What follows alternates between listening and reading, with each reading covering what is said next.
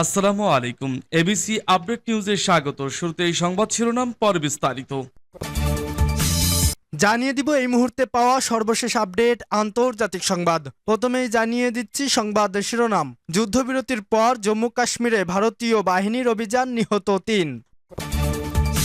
আরও থাকছে, পানির প্রবাহ বন্ধ করলে তা যুদ্ধের কাজ হিসেবে গণ্য হবে বলছে পাকিস্তান। এরপর থাকছে, আমিরাতের কাছে $140 কোটি অস্ত্র বিক্রি অনুমোদন দিল যুক্তরাষ্ট্র।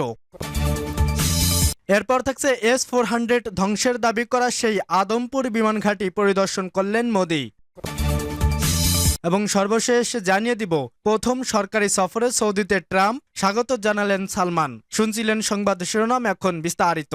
তবে তার আগে অনুরোধ থাকবে ভিডিওটিতে একটি লাইক এবং কমেন্ট করে জানিয়ে দিন কোন জেলা থেকে দেখছেন এবং শুনছেন। যুদ্ধবিরতির পর জম্মু কাশ্মীরে ভারতীয় বাহিনীর অভিযান, নিহত ৩। ভারত শাসিত জম্মু কাশ্মীরের শোপিয়ানে নিরাপত্তা বাহিনীর সঙ্গে বন্দুকযুদ্ধের কথিত ৩ সন্ত্রাসী নিহত হয়েছেন। আর একজন ওই এলাকায় উপস্থিত থাকতে পারে বলে ধারণা করা হচ্ছে।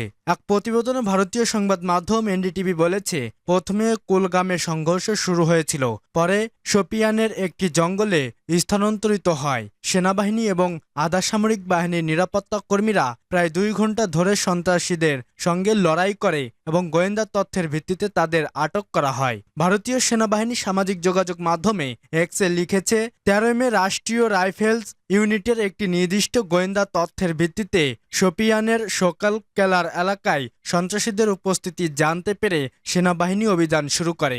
অভিযান চলাকালীন সন্ত্রাসীরা গুলি চালায়, যার ফলে উভয় পক্ষের মধ্যে ভয়াবহ গুলিবর্ষণ শুরু হয়। এতে 3 জন সন্ত্রাসী নিহত হন। অভিযান এখনও চলছে বলেও উল্লেখ করা হয় পোস্টে। কাশ্মীরের পেহেলগামে 26 জন নিহতের ঘটনায় ভারত কাশ্মীরের মধ্যে শুরু হয় সংঘাতের অবসানের পরই এই অভিযান চালানো হলো। পেহেলগাম কাণ্ডকে কেন্দ্র করে পাকিস্তানে ভারতের অপারেশন সিঁদুর পরিচালনার পর 4 দিনের পাল্টাপাল্টি সংঘর্ষ হয় ইসলামাবাদ ও নয়াদিল্লির মধ্যে।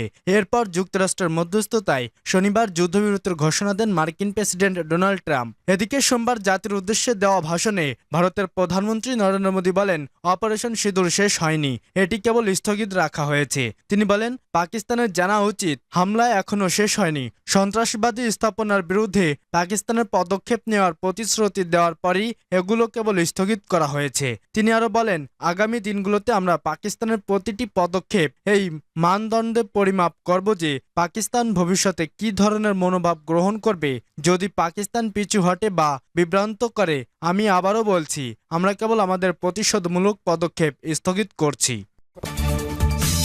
পানির প্রবাহ বন্ধ করলে তা যুদ্ধের কাজ হিসেবে গণ্য হবে বলছে পাকিস্তান। পাকিস্তানের উপপ্রধানমন্ত্রী ও পররাষ্ট্রমন্ত্রী ইসহাক দার হুঁশিয়ারি উচ্চারণ করে বলেছেন, পাকিস্তানের পানির প্রবাহ যদি বন্ধ বা বাঁকানো হয় তবে তা যুদ্ধের কাজ হিসেবে বিবেচিত হবে। সিএনএনকে দেওয়া এক সাক্ষাৎকারে দার বলেন, জাতীয় স্বার্থে কখনো কখনো দেশগুলোকে কঠিন সিদ্ধান্ত নিতে হয়, যেমনটা আমরা 9 মে রাতে নিয়েছিলাম। তিনি বলেন, উভয় দেশের মধ্যে পারস্পরিক সম্মান ও রাষ্ট্রীয় পরিপক্কতা বজায় রেখে ইতিবাচক পথে এগিয়ে যাওয়া জরুরি। আমরা চাই পুরো প্রতিক্রিয়াটি মর্যাদা ও পারস্পরিক শ্রদ্ধার সঙ্গে এগিয়ে যাক। দার আবারও পাকিস্তানের অবস্থান পূর্ণ ব্যক্ত করে বলেন, আমরা চাই সব বিষয় আলোচনা ও কূটনৈতিক পথে সমাধান হোক, যাতে দীর্ঘমেয়াদী শান্তি ও স্থিতিশীলতার ভিত্তি গড়ে ওঠে। কাশ্মীর প্রসঙ্গে দার বলেন, এটি কেবল পাকিস্তানের দাবি নয়, বরং এটি আন্তর্জাতিকভাবে স্বীকৃত বিরোধ। মার্কিন প্রেসিডেন্ট ডোনাল্ড ট্রাম্পের মধ্যস্থতার প্রস্তাব নিয়ে প্রশ্নের জবাবে দার বলেন,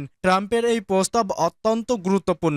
তিনি বলেন, এই দীর্ঘমেয়াদী বিরোধ নিরসনে যুক্তরাষ্ট্র সহ তৃতীয় পক্ষের সমর্থন দরকার। তিনি বলেন, এই সমস্যার সমাধান দুদেশের যৌথ উদ্যোগেই সম্ভব। এক হাতে তালি বাজে না, একতরফাভাবে পাকিস্তান কিছু করতে পারে না। ইসাকদার আরো বলেন, এমন বিষয়ে দেরি করা মানেই আরো জটিলতা বাড়ানো। তিনি বলেন, সময়ক্ষেপণ এড়ানো সকল পক্ষের স্বার্থেই জরুরি।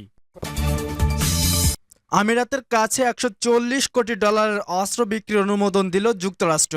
চলতি সপ্তাহে সংযুক্ত আরব আমিরাত সফরে যাচ্ছেন যুক্তরাষ্ট্রের প্রেসিডেন্ট ডোনাল্ড ট্রাম্প। তার সফরের আগে মধ্যপ্রাচ্যের এই গুরুত্বপূর্ণ মিত্রের কাছে ১৪০ কোটি ডলারের সমস্ত ও সামরিক সরঞ্জাম বিক্রির অনুমোদন দিয়েছে মার্কিন পররাষ্ট্র দপ্তর। সোমবার এক বিবৃতিতে যুক্তরাষ্ট্রের পররাষ্ট্র মন্ত্রণালয়ের রাজনৈতিক সামরিক বিষয়ক ব্যুরো জানিয়েছে, এই চুক্তির আওতায় ১৩২ কোটি ডলারের ৬টি CH-৪৭F চিকুন হেলিকপ্টার ও আনুষঙ্গিক সরঞ্জাম বিক্রির অনুমোদন দেওয়া হয়েছে।